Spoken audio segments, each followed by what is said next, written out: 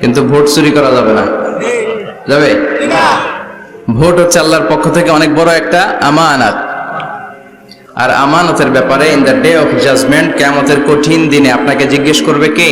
আল্লাহ। কুল্লুকুম রাঈন ওয়া কুল্লুকুম মাসউলুন আন রাইয়াতিহি। তোমরা প্রত্যেকে দায়িত্বশীল, আর তোমাদের প্রত্যেকের দায়িত্বের ব্যাপারে জিজ্ঞেস করা হবে। চিৎকার করে বলেন ঠিক কি না? এজন্য আমার ভোট আমি দেব, যাকে খুশি তাকে দেব এমনটা না, সৎ লোক দেখে দেব। ঠিক কি না? আমার ভোট আমি দেব, ইসলাম প্রিয় লোক দেখে দেব, যারা ইসলামের পক্ষে থাকে, যারা জনগণের বন্ধু, যারা দেশের টাকা বিদেশে পাচার করে না, যারা এক কলমের খোঁচা মেরে কোটি টাকা উধাও করে দেয় না, যারা আমরা বন্যায় কষ্ট পেলে আমাদেরকে দেখতে আসে, এরকম নেতার দরকার আছে না নাই? আবার নেতা ভুল করলেও নেতাকে শুধরে দিতে হয়। ঠিক কি না? ইমাম সাহেব যদি মসজিদে নামাজ পড়াতে যে ভুল করে, পিছন থেকে শুধরে দিতে হয় না? ইমাম সাহেব নামাজ শুরু করেছেন, ওয়াদ-দুহা ওয়াল-লাইলি ইযা সাজা মা ওয়াদ্দাআকা রাব্বুকা ওয়া মা ক্বালা, এরপরে ভুলে গেছে, আর বের হয় না। এরকম হয় না? বিষ্ণু ঈসা ইসলামেরও হতো, সাহাবাদেরও হতো। ভুলে গিয়েছে, বের হয় না, তখন পেছন থেকে শুধরে দিতে হয়। তবে আগে সুযোগ দিবেন, তাকে আপনি চান্স দিবেন, তিনি আবার রিপিট করবে, রিপিট করে সূরাটাকে বের করে আনতে পারে কিনা ট্রাই করবে। 2-3 বার ট্রাই করার পরেও যদি না পারে, পিছন থেকে ঠিক করে দেওয়ার দরকার আছে না নাই? কিন্তু অনেকে আবার পিছনে উৎ পেতে বসে থাকে যে ইমাম ভুল করে কোন জায়গায়। তারাবির নামাজে আমাদের দেশে এই ঝামেলা আছে না নাই?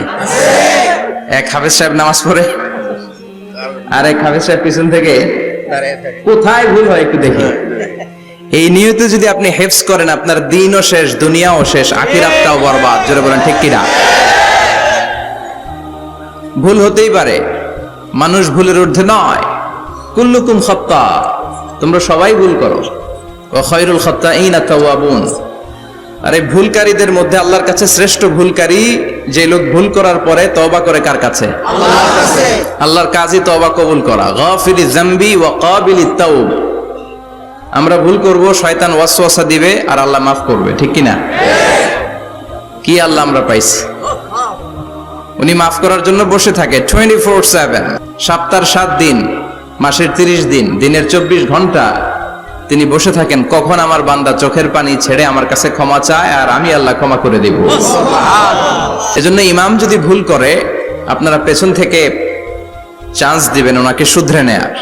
কিন্তু উনি শুধরে নিতে পারছেন না, তখন পেছন থেকে লোকমা দেওয়ার দরকার আছে না নাই? তো এই জন্য ইমাম যদি ভুল করে, পেছন থেকে শুধরে দিতে হয়। ইমাম শব্দের অর্থ নেতা। মসজিদের যিনি ইমাম, উনি আমাদের নেতা। আর সমাজে যারা থাকে তারা কি কয়? পাবলিক। এরাও নেতা। সমাজের নেতা তো আরো বড় নেতা। ঠিক কি না?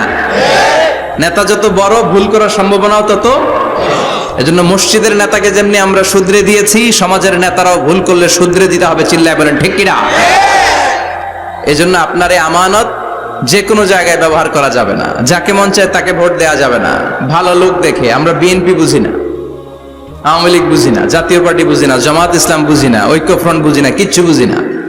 আমরা সাধারণ মানুষ বুঝি, যারা ইসলাম প্রিয়, যারা কোরআন প্রিয়, যারা আল্লাহকে ভালোবাসে, যারা জনগণের সুখে দুঃখে থাকে, তাদেরকে আমরা ভোট দিয়ে জয়যুক্ত করব। চিৎকার করে বলেন ঠিক কিনা? আল্লাহ আমাদেরকে সহি সমঝ দান করুক। আমরা পড়ি আমিন।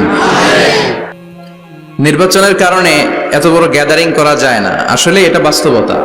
কোত্থেকে কি হয়ে যায়, এজন্য অনেক জায়গায় অনুমতিও দিতে চায় না। আবার অনেক জায়গার জনপ্রতিনিধিদের আবার অ্যালার্জি আছে, এরা মাহফিলের নাম শুনলেই অ্যালার্জি শুরু হয়ে যায়। আছে না নাই? এই এলাকার জনপ্রতিনিধি খুব ভালো, ইসলাম প্রিয়, এত বড় গ্যাদারিং কিন্তু কোনো বাদ সাধে নেই, তার মানে এরা ইসলামের পক্ষে। ঠিক কিনা? যারা ইসলামের পক্ষে তাদের জন্য আমাদের অন্তর থেকে দোয়া আছে না নাই? আর যারাই ইসলামের বিপক্ষে, whoever you are, I don't care, তুমি যেই হও না কেন, তুমি যদি ইসলামের বিপক্ষে যাও, তোমার জন্য আমার অন্তরে 1 ফোঁটা দরদ নাই। এজন্য যারা এই প্রোগ্রামের অনুমতি দিয়েছেন তাদেরকে শুকরিয়া জানাই।